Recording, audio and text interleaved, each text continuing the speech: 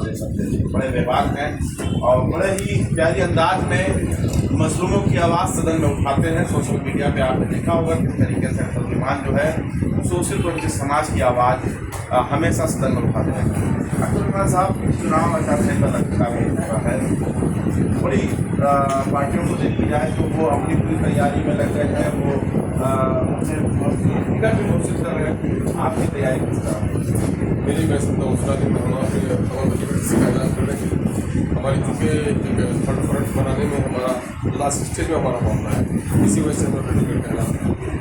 अच्छा, क्या लगता है कि जिस तरह लगातार आप पर कॉन्फ्रेंस लगता है कि आप बीजेपी को ही फायदा पहुँचाने आए, क्या लगता है इस पर क्या करेंगे आप? भाई देखिए, जबान तल्फ हो जाएगी। ये कौन लोग हैं बोलते हैं? अगर हिम्मत है तो रूबरू बोले, कौन लोग हैं? मैं कहना इन नाहलों को, इन नादानों को, इन बेवकूफ़ों को, इन जालिमों को, इन फरेबकार और मक्कारों को और इन अय्यारों को अगर हिम्मत है तो सामने मार कर बात करें। मामला ये है कि अगर तुमको ऐसा एहसास होता है कि मेरे वैसे बीजेपी जीत जाती है तो मैं जहाँ से लड़ता हूँ तुम बताओ मैं जीतूंगा वहाँ से। ये वो सारे लोग कह रहे हैं जिन लोगों ने दलितों को और अकलियतों को बरस से जिन लोगों ने शोषण किया है, सारे आंकड़े कर रहे हैं कि दलितों की हालत हर दर्जा खराब हो गई है। हाँ, मुसलमान जो ताजमहल और कभी लाल किला का मेहमान था, आज कसकोल लेके कटोरा लेके फिर रहा है। इन तालीम ताकतों ने जिन तालीम ताकतों का शोषण किया है, अब उनको ऐसा लगता है कि मेरे पाँव तले जमीन खिसक रही है और मेरा गुलाम आज़ादी का नारा लगा रहा है। यही वो लोग बात करते हैं। अच्छा, अभी आपका महुआ में कार्यक्रम था, हालांकि उर्दू में अच्छी पकड़ा करते हैं और मंच से आसूदीन अवैसी ने पुलिस वालों को घेरा कहते हैं, सोशल मीडिया और बड़ी मीडिया इस पर जो है चर्चा करके बड़ा भड़काऊ भाषण दे दिया आसूदीन अवैसी। मैं कह रहा हूँ आसूदीन अवैसी का भी भड़काऊ भाषण नहीं देते। मैं ये कह रहा हूँ कि नसीरुद्दीन शाह जिसका कत्ल हुआ थानेदारों ने किया, और वो क्या था, मुझे जुर्म क्या था उसका? मौलूद की महफिल थी, झगड़ा हुआ किसी और ने किया। इस बेचारे के बेटे की शादी थी 7वीं तारीख को, बारात निकलनी थी बेटे की। पुलिस बिला वजह उनको पकड़ के ले गई। और ये जो लोग आप जो कर रहे हैं, चर्चा कर रहे हैं, ये बताइए कि पुलिस कस्टडी में 24 घंटे से ज़्यादा आप उसको नहीं रख सकते, वो उनको मजिस्ट्रेट के सामने पेश करना है।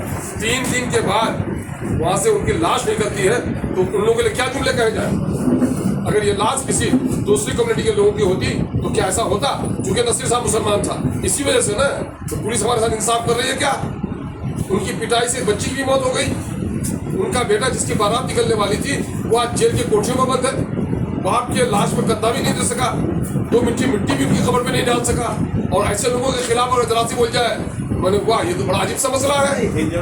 भाई हिजरा बोला, अरे कातिल है वो, कातिल से कभी गाली नहीं। हिजरा कातिल है वो, कातिल है, किसी को कातिल, ये बड़ा जुर्म है ना? तो कत्ल किया है हमारे आदमी का, और उस पर यह है कि उससे आगे के लोग भी हिजरे हैं।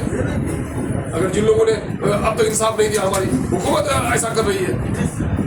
आप लंबी छलांग क्या मांग रहे हैं? ऐसे तमाम तो लोग जो लोग इंसाफ के साथ हुकूमत नहीं कर रहे हो, जाहिर है कि ऐसे लोग जालिम हैं, ऐसे लोग जालिम हैं। अच्छा, मैं ग्राउंड पे जा रहा हूँ, इस समय देखा मुसलमान बड़ा जागरूक हो गया है, वो हकदारी की बात कर रहा है, आरजेडी से नाराज है, उसको अख्तर उल-ईमान यानी AIM किस तरीके से मनाने के लिए अपनी तरफ खींचने के लिए? अभी वो किन से नाराज है, किन से नाराज नहीं है, हम तो लोगों को राजी करने की कोशिश कर रहे हैं। हम उसे आईना दिखा रहे हैं कि तुम्हारे बाप दादा ने भी, हमारे बाप दादा ने भी जिन सेकुलर ताकतों को वोट दिया, ये सेकुलर बन के भी नहीं रह पाए और ये फासिस्टों को शिकस्त भी नहीं दे पाए। और हमने कभी फासिस्टों को वोट नहीं दिया तो ये फासिस्टों को रोक भी नहीं पाए, और हमारे साथ खुद भी इंसाफ नहीं। ये तो ये है कि फासिस्ट लोग हमारी गर्दनें काटते हैं, लेकिन जब इनको तख्त-ओ-ताज मिला तो इन्होंने भी हमारे इंसाफ नहीं किया, नौकरी के आंकड़े कर रहे हैं। तमाम तर सोशियो इकोनॉमिक जो सर्वे है, तमाम तर में कहा जा रहा है कि मुसलमानों और दलितों की हालत मैंने नहायत हद तक ख़राब है। तो इंसाफ तो किसी ने नहीं किया।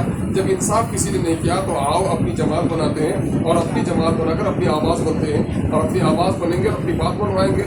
जिसका कोई डर नहीं उसके मसले का आपका भी सोशल मीडिया पर जो वायरल हो रहा है, गुस्से में थे, महुआ में लोगों को डांट रहे थे, चुप हो जाओ, तालियां क्यों बजा रहे हो, नारे क्यों लगा रहे हैं? नहीं, हमारे अपने बच्चे थे, वो मेरे जिगर के टुकड़े थे, वो मेरे जिगर के टुकड़े हैं, इसलिए मैं उनकी तरबियत भी करूँगा। मैं सिर्फ वो नहीं हूँ ना, मैं एक तरफा बात करने वाला नहीं हूँ। मेरे बच्चे अगर कहीं ज़रा शरारत भी करेंगे तो मैं गार्जियन उसका डांटूंगा भी, इसमें बुरी क्या बात है? वो मेरी महफिल थी। वो तालियां तो मेरे लिए पीट रहे थे। तो मैंने कहा कि संजीदगी से पहले सुन लो, होश में आओ, जोश में मत रहो। अपने बच्चों का जोश ठंडा कर रहा था, और चूंकि जवानी है उसमें बेचैनी है, इख्तिलाफ है, इनकलाब है, वो तो होना ही चाहिए।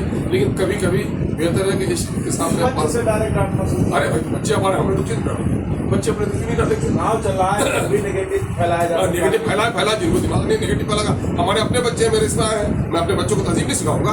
कैसी बात करते हैं आप? कितने सीटों में तैयारी हो चुकी है? अच्छी खासी सीटों की तैयारी हो सकती है, ऐलान हो जाएगा तो आपको मिल जाएगी, आप ही तो इसको चर्चा में लाएंगे। नहीं, आप कह रहे थे कि हम 60 सीटों पर करेंगे, तो मैं कह रहा हूँ 60 सीटों पर, 160 सीटों पर जितना भी लड़ेंगे, क्योंकि हमारे थर्ड फ्रंट की हमारी तैयारी चल रही है। हमारे जनरल सेक्रेटरी साहब को जिम्मेदारी दी है मिनिस्टर साहब को कि हमारे 3-4 दिन से बात चल रही है।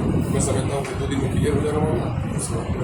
तो तीसरा गठबंधन 2022 में उत्तर प्रदेश में बन रहा था, ओम प्रकाश राजभर को आगे करके जैसे भेजा गया, वो तो जाके समाजवादी गोद में बैठ गए। आपके साथ कहीं ऐसा खेला ना हो जाए। देखिए, ये ज़माना हादसा की दुनिया है ना। अब हादसे से आप कोई भी आदमी चलता है और ठोकर लगती है, गिर जाता है, पशु हो जाता है, हादसा हो जाता है। तो हादसा की दुनिया है, उससे इनकार नहीं किया सकता। लेकिन उम्मीदों पर दुनिया खाई। हम अच्छी नीयत के साथ लोगों को आगे बढ़ाने की कोशिश करते हैं। हम दलितों और मजलूमों को आप ये बात बताइए, असल मामला है विचारधारा की।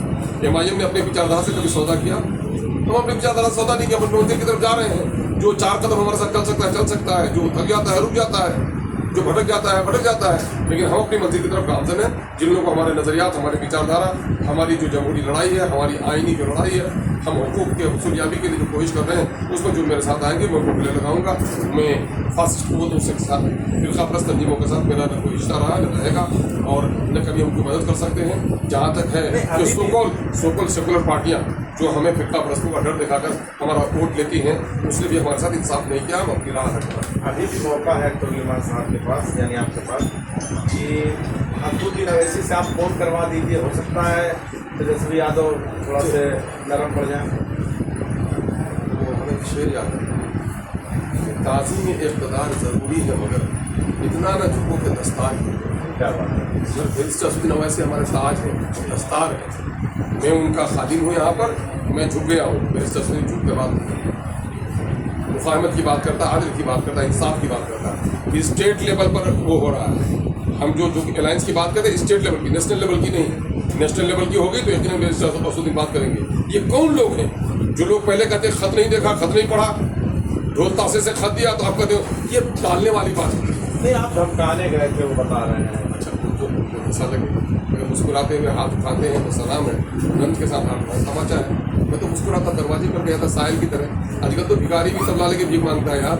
मैं तो तबला लेके गया था उनके पास, क्योंकि नाबीना था हमारा, हसीना नाबीना थी, तो मैंने सोचा उसके कानों में ही लहर पहुँचा दूँ, क्योंकि खत पढ़ नहीं पाए थे, इसलिए कहा कि कानून के जरिए से संदेश आया। एक बहुत बड़ा सवाल है कि AIM हमेशा इंसान पसंद करती है।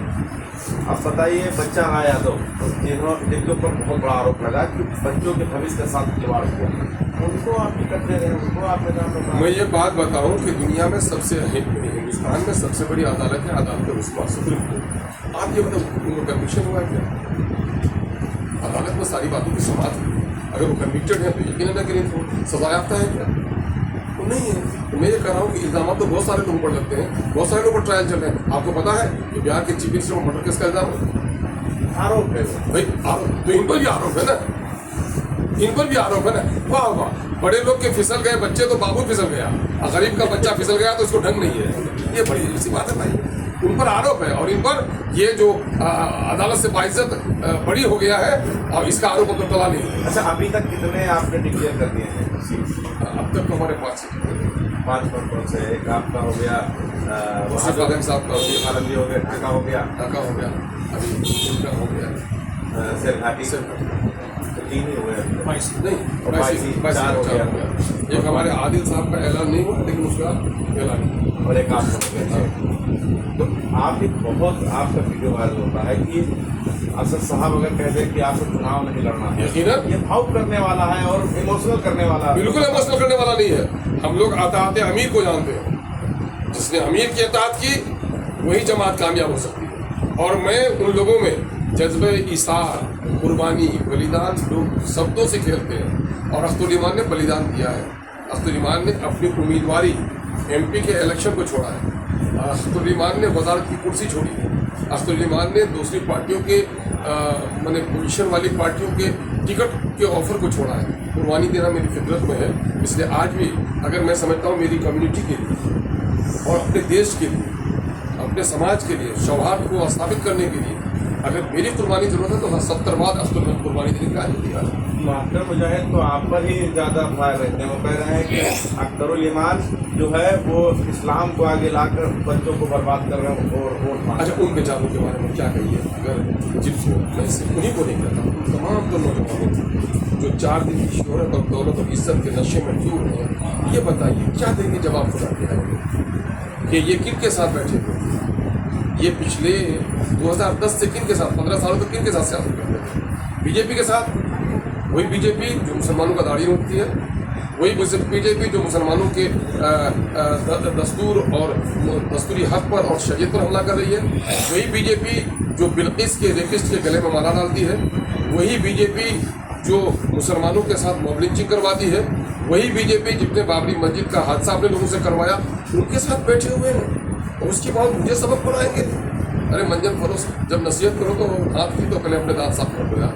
पहले दांत वालों को, चमकीले दांत वालों को नसीहत करने का नहीं थे। असद साहब 18 वर्षों का बात आते जाते रहेंगे। किस फेड़े में पड़े हैं आप कब आएंगे? आप ये बात बताए, कांग्रेस के लोगों से पूछेंगे स्टेट लेवल सेंट्रल लेवल के लोग कब आएंगे? आप ये बात बताए लोगों से पूछेंगे?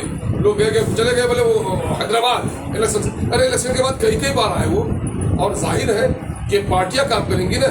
नेशनल प्रेसिडेंट हर जगह जाके गलियों में घूमेगा क्या?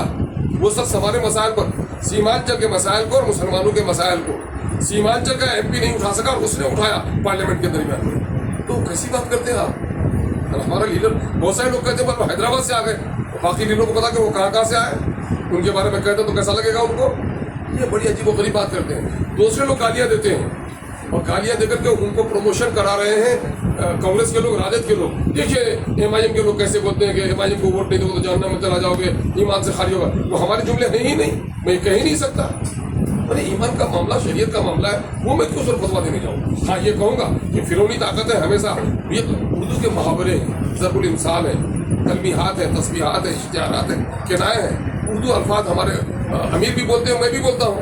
अब जिस बेचारे को इश्तिहारा किनाया समझ में नहीं आए, तलमीहात और तस्बीहात जिनको समझ में नहीं आए, वो बेचारा तो कहेगा कि वो शेर का बच्चा है। क्या कहते हैं, उसको जानवर का बच्चा कह दिया। अरे शेर का बच्चा मतलब बहादुर का बच्चा। जुमले समझने नहीं पड़ेंगे ना। अब कहा कि हर फिरौन रामूसा कि जब भी जुल्म बढ़ा है तब गुस्सा आया है, तो अब इसको करा कि उसको फिरौन कह दिया। अब बेचारे को कौन समझाएगा? अच्छा, आखिरी सवाल है, इसके बाद हम यहीं पर डिबेट खत्म कर देंगे। हम चाहते हैं थोड़ा सा खुलासा कर दीजिए, कितने सीटों पर लड़ेंगे, थोड़ा से बता दीजिए। खुदा न करे ये आखिरी सवाल आपके मेरे लिए, अल्लाह हयात आपकी भी तवील करे, मुझको भी जिंदगी जिंदगी बहुत की बात है। आखिरी सवाल मेरा कैमरा होता कैद हो जाए बस। आखिरी सवाल लेके कितने सीटें कम बेस बता दीजिए। 3-4 दिनों के अंदर में आपको फिर भी 40, 50, 60 आप जो समझिए थोड़ा से बस आपके। अच्छा, किसके साथ गठबंधन कर रहे हैं? जिनके साथ भी करेंगे उनकी खबर बता देंगे। सारे सस्पेंस अभी भी अरे सस्पेंस क्या, मैं राज की बात कैसे बता दूं यार? राज की बात कैसे बता दूं? आपकी खबर से मेरा मामला खेल बिगड़ जाए, वैसा खेल क्यों करूँ?